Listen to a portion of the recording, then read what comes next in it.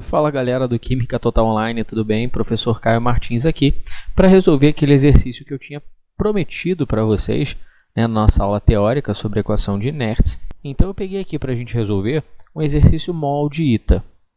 Então é um exercício que você consegue ter um bom panorama daquilo que tu vai encontrar. Obviamente é um exercício mais introdutório, é um exercício um pouco mais tranquilo, mas ele já te dá uma boa noção daquilo que você vai precisar lá na provinha do ITA.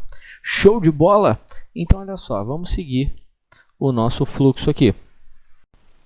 Mas antes de começar o vídeo, não se esquece de deixar o like, se inscrever, ativar o sininho e compartilhar para aquele teu amigo, para aquela tua amiga que também tem dificuldade em química. Valeu? Agora bora pro vídeo.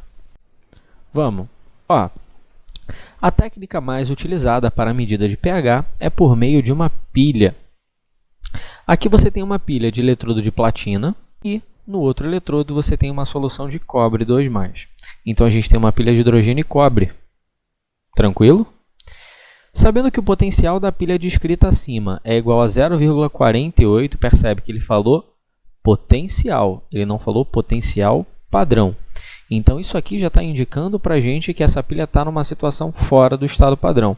Além disso, o que indica para a gente que nós temos uma situação fora do padrão? Ó, primeira coisa, pressão do hidrogênio. Pô, lembra lá, pressão padrão é igual a uma atmosfera. E solução com concentração padrão é igual a 1 mol por litro. Aqui eu tenho 0,5, ou seja, já tenho duas situações completamente fora do meu padrão. Outra coisa que está me indicando uma situação fora do padrão é que ele está dizendo que eu tenho um potencial. Ele não está falando sobre o potencial padrão. Então, ele já está dizendo, ó, essa pilha está fora do padrão com esse potencial, que vale 0,48. E que o potencial padrão do eletrodo de cobre, percebe, aqui ele está falando sobre o potencial, estou indo de 2+ a 0.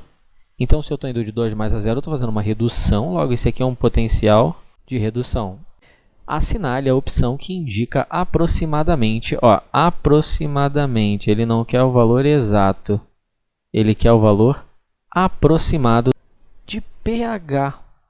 Ou seja, lembra lá do que eu falei para vocês? Eles podem te pedir KPS, eles podem te pedir pH, eles podem te pedir o potencial real da pilha, não o potencial padrão.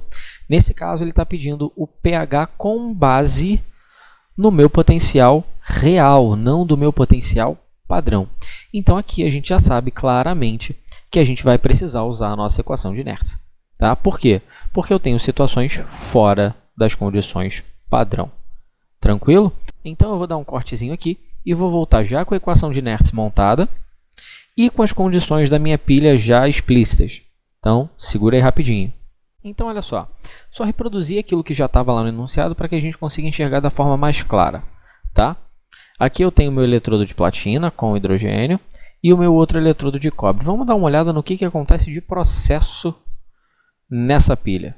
Eu estou vindo de um hidrogênio 0 e saindo para um hidrogênio mais, ou seja, esse carinha aqui, ele está sofrendo uma oxidação. Se ele está sofrendo uma oxidação, ele vai ser o nosso ânodo da pilha. Enquanto que esse carinha aqui, ele está saindo de 2+ e indo para 0, ou seja, ele está sofrendo uma redução. Se ele está sofrendo uma redução, significa que ele vai ser o nosso cátodo. E aí, só para dar uma lembradinha naquela situação de polaridade, o ânodo é o nosso polo negativo e o cátodo é o nosso polo positivo. Se a gente tiver uma eletrólise, essa polaridade ela se inverte, mas as reações e o nome do eletrodo permanecem os mesmos. Então, olha só, eu tenho aqui o meu potencial padrão de redução do hidrogênio, né? E eu tenho o meu potencial padrão de redução do cobre. Beleza? Só que olha só, o meu hidrogênio ele está oxidando, então teoricamente eu preciso inverter o meu potencial. Só que esse cara aqui é 0. Então o potencial de redução para o hidrogênio, né, o potencial padrão de redução, é igual ao potencial padrão de oxidação. é zero. Então não tem mais zero nem menos zero, é zero. E aqui eu já tenho o meu potencial que vai ser utilizado. Vamos dar uma olhada a mais no que ele tem e no que ele quer. Como a gente falou que a gente vai precisar usar a nossa equação de Nernst, está aqui descrita a nossa equaçãozinha linda e bela de Nernst. Então, olha só, o que a gente precisa para essa equação? Primeira coisa, a gente precisa do potencial real. Então, está aqui o nosso potencial real, ele forneceu no enunciado. A gente precisa do potencial padrão, que ele não forneceu, mas a gente pode achar exatamente aqui, ó, nesse passo 1, que é a equação da pilha. A gente tem a concentração de cobre 2+, que é 0,5 mol por litro, fora da condição padrão, e a pressão de H2 fora da condição padrão também, que vale 0,2 atm. Não podemos nos esquecer que ele quer o pH. A gente precisa relembrar lá de equilíbrio iônico que pH é o colog da concentração de H+, ou seja, é menos log da concentração de H+. Isso aqui vai ser muito útil, aliás, muito útil não, isso aqui vai ser imprescindível para a resolução do nosso problema. Sem isso aqui a gente não consegue caminhar, tá?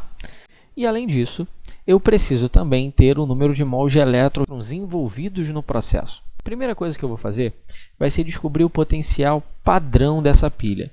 Para isso, eu preciso de 3 equaçõezinhas. Eu preciso da equação que relaciona a reação do ânodo, que é uma reação de oxidação, a reação do cátodo e a reação global. Então, vamos fazer a reação do ânodo, que é a reação de oxidação do gás hidrogênio até H+. Então, vamos lá. Eu tenho H2 oxidando, então esse cara vai perder elétrons, indo a H+, mais elétron. Agora, a gente vai fazer o balanceamento dessa espécie. Eu tenho 2 hidrogênios aqui, eu tenho 2 hidrogênios aqui. Eu tenho 2 hidrogênios, cada hidrogênio perde um elétron, então se eu tenho 2 hidrogênios, eu tenho que perder 2 mol de elétrons. E eu preciso fazer também a minha reação de redução do cobre. Eu preciso ir de cobre 2+, mais 2 elétrons, indo a cobre 0. Agora eu faço o balanço de cargas, a quantidade de elétrons que se perde é a quantidade de elétrons que se ganha. Então, eu simplesmente anulo essas quantidades de elétrons, é vapo, né? E aqui eu coloco os meus potenciais padrão de oxidação. Para o hidrogênio é 0 volt e o de redução para o cobre é mais 0,34 volts. Ou seja, agora eu consigo achar a equação global, né, que é o que vai me gerar o Q, o coeficiente da reação, e que vai me gerar também o meu ΔE, ou seja, a variação total da DDP padrão da minha pilha. E, além disso, vai me gerar também o número de mols de elétrons envolvidos, que a gente já tem, vale 2. Mas, de todo modo, vamos montar a nossa equação global, né? Eu tenho H2 mais cobre 2+, gerando 2H+, mais cobre 0. E eu posso colocar o meu ΔE, que você encontra um total de 0,34 volts. O meu potencial padrão é mais 0,34, calculamos, e o nosso N vale 2. Por quê? Porque a quantidade de elétrons que se perde com a quantidade de elétrons que se ganha. São os números de mols de elétrons envolvidos no processo. Tá? E agora a gente simplesmente pega essas informações adquiridas e a gente aplica na nossa equação de Nernst. A equação de Nernst é dada pela seguinte equação. E é igual a E0 menos 0,0592 dividida por N, que multiplica o log de Q. Tudo bem? Vamos já substituir algumas informações pertinentes nessa fórmula e achar as que faltam. O nosso E é igual a mais 0,48 igual ao nosso E padrão, que vale mais 0,34, menos 0,0592 dividido por N,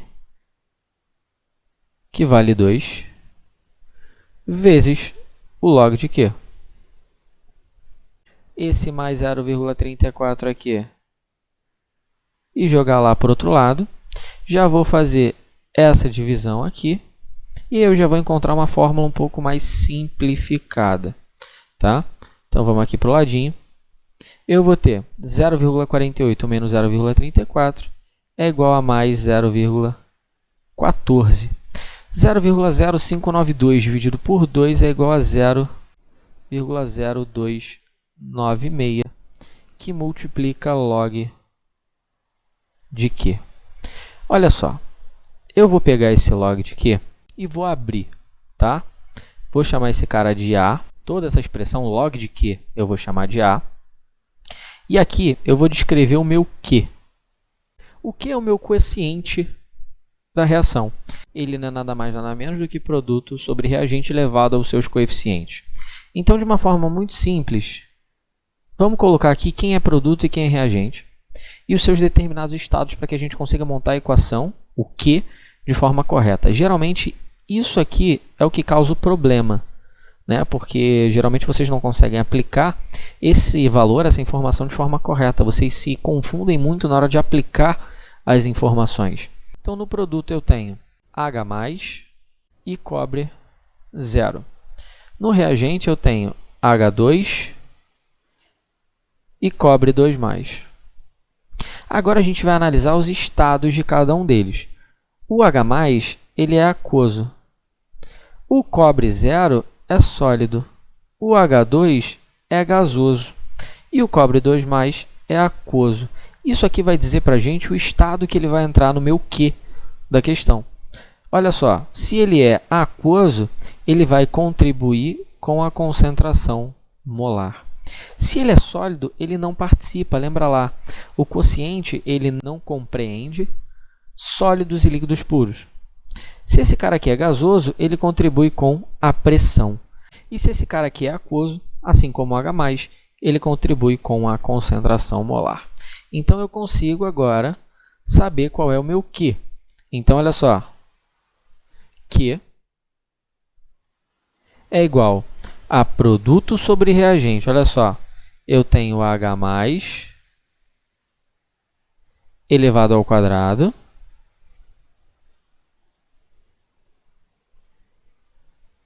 dividido por concentração de cobre 2+, que multiplica a pressão de H2.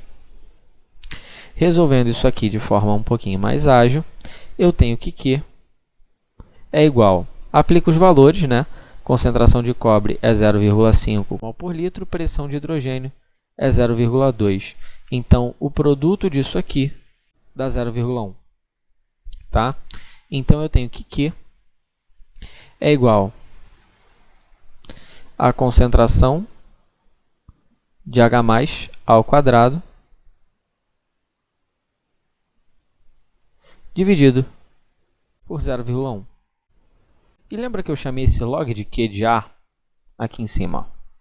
Vou descobrir o seguinte.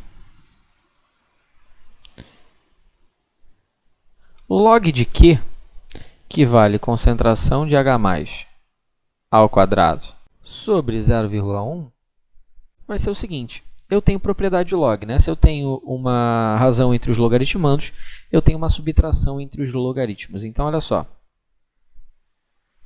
Isso aqui é igual a log de H+ ao quadrado menos log de 0,1. 0,1 eu já vou chamar logo de 10 a menos 1. Por quê? 10 a menos 1. Esse menos 1 aqui, pela propriedade de expoente do log, ele vem para frente, então é menos com menos. Esse cara aqui vai virar um mais. Log de 10 na base 10 é 1. Ou seja, esse cara vira um mais 1. Então, eu tenho que o meu log final é igual a log de H+ ao quadrado mais 1. Certo? Esse 2, ele também vem para frente. Então, eu tenho que isso aqui tudo é igual a 2 que multiplica o log de h mais